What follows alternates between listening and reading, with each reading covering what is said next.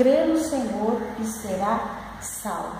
Porque Jesus nasceu, viveu, morreu naquela cruz, mas ao terceiro dia ele ressuscitou e ele está vivo lá no céu e ele também quer entrar no seu coração. Agora você fecha os seus olhos, tá bom? Você fecha os seus olhos agora, a tia, encurve a sua cabeça e eu vou te fazer umas perguntas.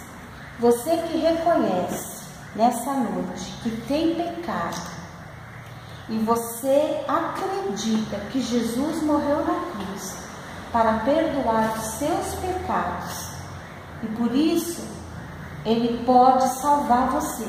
Ele morreu, ressuscitou, ao terceiro dia ele está vivo, por isso ele pode perdoar os seus pecados.